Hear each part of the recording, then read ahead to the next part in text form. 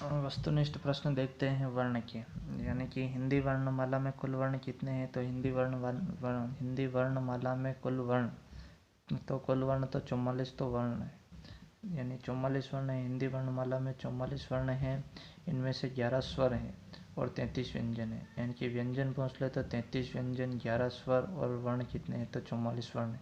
किसी भाषा को लिखने का ढंग क्या कहलाता है। तो किसी भाषा को लिखने का ढंग लिपि कहलाता है। यानी किसी भाषा को लिखने का ढंग क्या कहलाता है। तो किसी भाषा को लिखने का ढंग लिपि कहलाता है। किसी भाषा को लिखने का एक निश्चित तरीका होता है, यानी किसी भाषा को लिखने का एक निश्चित तरीका होता है जिसे लिपि कहते हैं। प्रत्येक भाषा की अपनी लिपि होती है। हिंदी भाषा की लिपि कौन सी है। तो हिंदी भाषा की लिपि देवनागरी लिपि। शब्द निर्माण की सूक्ष्म इकाई है, यानी कि शब्द निर्माण की सूक्ष्म इकाई क्या है। तो शब्द निर्माण में सबसे सूक्ष्म इकाई होती है वर्ण, यानी कि शब्द निर्माण में सूक्ष्म इकाई वर्ण होती है। शब्द निर्माण में सूक्ष्म इकाई कौन सी है। तो वर्ण होते हैं। शब्द निर्माण की सबसे सूक्ष्म इकाई वर्ण होती है। हिंदी भाषा में वर्ण मूल ध्वनि है, यानी कि हिंदी भाषा में वर्ण मूल ध्वनि है जिसका विभाजन नहीं हो सकता है। वर्णों का सार्थक समूह शब्द कहलाता है, यानी वर्णों का सार्थक समूह शब्द कहलाता है। वर्णों का सार्थक समूह क्या कहलाता है। तो वर्णों का सार्थक समूह शब्द कहलाता है, यानी कि वर्ण मिलकर शब्द का निर्माण करते हैं। वर्णों का समूह कहलाता है। वर्णों का समूह कहलाता है लिपि, अनुस्वार, वर्णमाला या भाषा। तो वर्णमाला, वर्णों का समूह वर्णमाला कहलाता है, यानी कि वर्णों का समूह क्या कहलाता है। तो वर्णों का समूह वर्णमाला कहलाता है। प्रत्येक भाषा की अपनी वर्णमाला होती है। हिंदी भाषा में वर्णमाला में कुल वर्ण 44 वर्ण है। ए स्वर हैं, यानी कि ए कौन सा स्वर है। तो ए दीर्घ स्वर है, यानी कि ए दीर्घ स्वर है। व्याख्या है तो ए स्वर ए अ और आ प्लस ई और ई के योग से बना है, यानी कि ए को किनके योग से बना है। तो आ प्लस ई के योग से बना ए है। ई यानी कि ई स्वर है। ई स्वर कौन सा है। तो ईश्वर मूल स्वर है, यानी कि ईश्वर कौन सा है, यानी बिना मात्रा वाला ईश्वर कौन सा है। तो बिना मात्रा वाला ईश्वर जो स्वर दूसरे स्वरों के मेल से बना ना बने हो, यानी कि जो स्वर दूसरों स्वरों के मेल से ना बने हो उन्हें मूल स्वर कहते हैं। मूल स्वर 4 हैं, यानी कि मूल स्वर कौन कौन से हैं। तो मूल स्वर 4 हैं। मूल स्वर अ और बिना, यानी कि छोटा अ, छोटी ई और छोटा ऊ और ऋषि, यानी कि मूल स्वर कौन कौन से हैं। तो मूल स्वर ये देख लेना छोटे छोटे वाले, छोटा अ और छोटा ई, छोटी ऊ और ऋषि, यानी कि मूल स्वर है। ये मूल स्वर है, याद रखना। प का उच्चारण स्थान है, यानी कि प का उच्चारण स्थान कौन सा है। तो ओष्ठ प, यानी कि पूरे प वर्ण का उच्चारण स्थान ओष्ठ है, यानी कि प ओष्ठ। अतः प वर्ण प प्लस फ प्लस ब प्लस भ प्लस म के सभी व्यंजन ओष्ठ कहलाते हैं, यानी कि प फ ब भ म के सभी व्यंजन ओष्ठ कहलाते हैं। यानी कि ओष्ठ वाले कौन से हैं। तो प फ ब भ म के सभी व्यंजन ओष्ठ कहलाते हैं, ओष्ठ वाले हैं, ये याद रखना। जिनका उच्चारण स्वतंत्र रूप से किया जा सके उन्हें कहते हैं, यानी कि जिनका उच्चारण स्वतंत्र रूप से किया जा सकता है उन्हें कहते हैं स्वर। यानी कि जिनका उच्चारण स्वतंत्र रूप से किया जाता है उन्हें हिंदी में क्या कहते हैं। तो उन्हें हिंदी में स्वर कहते हैं, यानी कि स्वर स्वतंत्र रूप से उच्चारण किए जाते हैं। स्वतंत्र रूप से किए जाते हैं, उच्चारण किए जाते हैं। स्वरों के निर्बोध उच्चारण में किसी दूसरे वर्ण का सहायता नहीं लेनी पड़ती है, यानी कि जिनका उच्चारण स्वतंत्र रूप से किया जाता है, यानी कि वह क्या कहलाते हैं। तो वह स्वर कहलाते हैं। और स्वरों के निर्बोध उच्चारण में किसी दूसरे वर्ण की सहायता नहीं लेनी पड़ती, यानी कि दूसरों की सहायता लेनी नहीं पड़ती स्वरों में, और व्यंजनों में जबकि लेनी पड़ती है। दीर्घ स्वर का उदाहरण नहीं है, यानी कि दीर्घ स्वर का उदाहरण नहीं है। दीर्घ स्वर का उदाहरण कौन सा नहीं है। तो दीर्घ स्वर का उदाहरण ऋषि वाला नहीं है, यानी कि आ है, ई है और ओ, यानी कि बड़े बड़े दीर्घ स्वर हैं, बड़े बड़े दीर्घ स्वर हैं और छोटे छोटे मूल स्वर हैं, और इसमें ऋषि बड़ा आ रहे हैं। तो ऋषि दीर्घ स्वर का उदाहरण नहीं है। ऋषि दीर्घ स्वर का उदाहरण न होकर मूल स्वर यानी कि ह्रस्व स्वर हैं, यानी कि ऋषि दीर्घ स्वर का उदाहरण न होकर क्या है, तो ऋषि दीर्घ स्वर का उदाहरण न होकर मूल स्वर ह्रस्व का है। अन्य विकल्प आ ई ओ दीर्घ स्वर के उदाहरण है, यानी कि अन्य विकल्प आ ई ओ दीर्घ स्वर के उदाहरण है, दीर्घ स्वर के उदाहरण है। अनुस्वार का प्रयोग हुआ है, यानी कि अनुस्वार का प्रयोग हुआ है तो आँख में हुआ कि भैंस में हुआ, और गंगा में हुआ कि भेंट में हुआ, यानी कि गंगा में हुआ। अनुस्वार का प्रयोग गंगा में हुआ।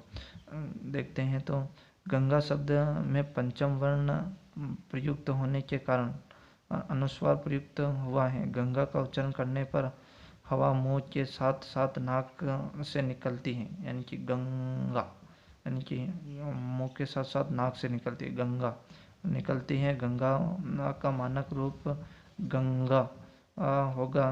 गंगा का एक गंगा दोनों ही शुद्ध हैं। वर्तमान समय में पंचम वर्ण को अनुस्वार के रूप में लिखा जाता है। आँख, भैंस, भेंट के उच्चारण में पंचम वर्ण की कोई भूमिका नहीं होती है, यानी कि आँख, भैंस, भेंट के उच्चारण में पंचम वर्ण की कोई भूमिका नहीं होती है, अतः ये अनुस्वार न होकर अनुनासिक हैं, यानी कि अनुस्वार न होकर ये कौन से हैं, तो ये न होकर अनुनासिक है। अनुस्वार न होकर अनुनासिक है, यानी कि अनुनासिक वाला चंद्र बिंदु वाला अनुनासिक है, और अनुस्वार बिना चंद्र बिंदु वाला होता है। स्वरों की संख्या होती है, यानी कि स्वरों की संख्या होती है। स्वरों की संख्या 11 है। हिंदी वर्णमाला में कुल 11 स्वर हैं। अ, आ, ई, उ, ऋषि, ए, आई, ओ, औ। ऋषि स्वर का आगमन हिंदी में संस्कृत से हुआ है, यानी कि ऋषि स्वर का आगमन हिंदी में संस्कृत से हुआ है, यानी कि हिंदी का ऋषि कहाँ से आया था, यह संस्कृत से आया है, यानी कि हिंदी ऋषि स्वर का आगमन हिंदी में संस्कृत से हुआ है। स्पर्श व्यंजन होते हैं, यानी कि स्पर्श व्यंजन कौन कौन से होते हैं, तो स्पर्श व्यंजन 25 होते हैं, यानी कि हिंदी वर्णमाला में स्पर्श व्यंजन 25 होते हैं। हिंदी वर्णमाला में स्पर्श व्यंजन 25 होते हैं, जबकि व्यंजनों की संख्या 33 बताई गई है। जबकि व्यंजनों की संख्या कितनी है, तो व्यंजनों की संख्या 33 है, जबकि स्पर्श व्यंजन 25 है, यानी कि क, च, ट, त, प वाली लाइनें। क वाले क, ख, ग, गड़ी वाला ग और डमरू वाला ड। क, ख, ग, ङ। क, ख, ग, ङ। च वाले में च, छ, ज, झ, ञ। ट, ठ, ड, ढ, ण। त, थ, द, ध, न। प, फ, ब, भ, म।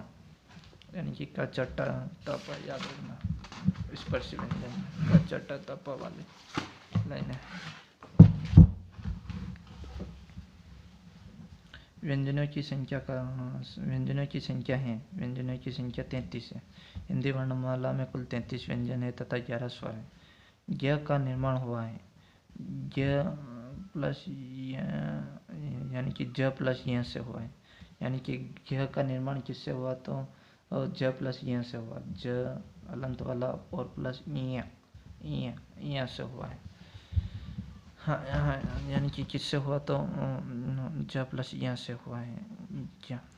ज प्लस एक संयुक्त व्यंजन है। ज प्लस य प्लस अ प्लस ज बना। ड ढ व्यंजन है। ड ढ व्यंजन कौन से हैं, तो ड ढ व्यंजन गोस व्यंजन है।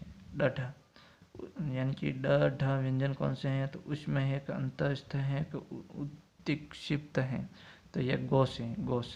गोस व्यंजन है। गोस व्यंजन उत्तिक्षिप्त व्यंजन को तो उड़न जात के नाम से जाना जाता है। उत्तिक्षिप्त व्यंजन ऐसे व्यंजन होते हैं जिसे अचानक मुंह में जीवा या अन्य किसी भाग में सिकोड़कर किसी अन्य भाग की ओर फेंका जाता है, यानी कि किसी अन्य भाग की ओर फेंका जाता है। स्वर एवं व्यंजन नहीं है, यानी कि स्वर और व्यंजन नहीं है, यानी कि स्वर भी नहीं है और व्यंजन भी नहीं है, यानी कि अंग स्वर भी नहीं है और व्यंजन भी नहीं है। अंग अंग यानी कि ये दोनों नहीं है, स्वर और व्यंजन नहीं है।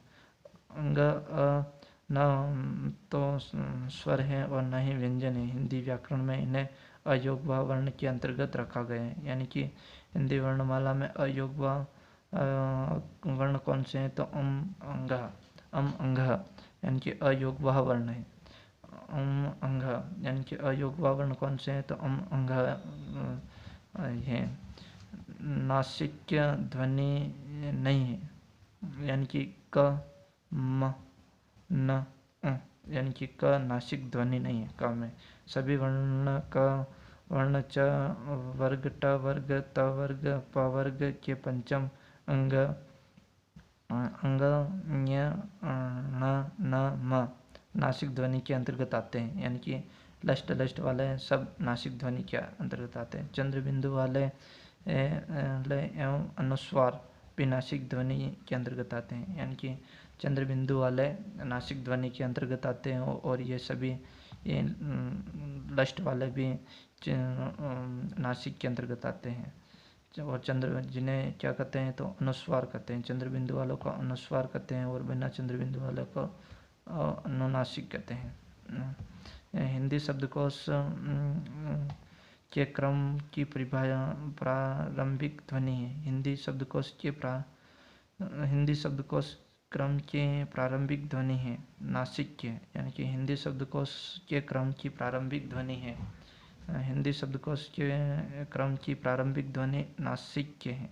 नासिक्य हिंदी शब्दकोश में सर्वप्रथम नासिक ध्वनि चंद्रबिंदु वाले शब्द उसके बाद नासिक ध्वनि अनुस्वार वाले शब्द आते हैं। यानी कि पहले चंद्रबिंदु वाले आते हैं और फिर बाद में अनुनासिक वाले आते हैं। यानी कि ध्वनि अनुस्वार वाले आते हैं। यानी कि पहले चंद्रबिंदु वाले आते हैं और फिर अनुस्वार आते हैं, यानी कि बिना चंद्रबिंदु वाले। मन के भाव दूसरों को प्रकट करने का माध्यम है। मन के भावों को दूसरों को प्रकट करने का माध्यम है। व्याकरण है, एक भाषा है, एक शब्द है, एक वाक्य है। यानी कि मन के भावों को प्रकट करने का माध्यम भाषा है। व्याकरण नहीं है, शब्द नहीं है, वाक्य नहीं है। यानी कि भाषा। कौन सी भाषा में? भाषा परस्पर विचार विनिमय का माध्यम है। यानी कि भाषा परस्पर विचार विनिमय का माध्यम है। क्या है? तो भाषा परस्पर विचार विनिमय का माध्यम है। प्रत्येक वर्ण के प्रथम दो वर्ण एवं शक्कर वाला स और षटकोण वाला स और सड़क वाला स कहलाते हैं। यानी कि प्रत्येक वर्ण के प्रथम दो वर्ग में स और स कहलाते हैं। कौन कौन से हैं? तो ये अघोष व्यंजन है। अघोष व्यंजन है। यानी कि अघोष व्यंजन कौन कौन से हैं? तो श और स। हिंदी में कुल 13 अघोष व्यंजन है। यानी कि हिंदी में कुल कितने अघोष व्यंजन हैं? तो हिंदी में 13 अघोष व्यंजन है। कौन कौन से अघोष व्यंजन है? तो क, ख और च, छ, ट, ठ, त, थ, प, फ, स, श, स। यानी कि तीनों तो स, याद रखना, तीनों तो स अघोष व्यंजन है। और क, ख, च और छ, ट, ठ, त, थ, प, याद रखना। इसके अलावा सभी ये व्यंजन सघोष हैं। इसके अलावा यानी कि 13 तो अघोष हैं, बाकी सारे सघोष हैं। 13 तो अघोष हैं, बाकी सघोष हैं।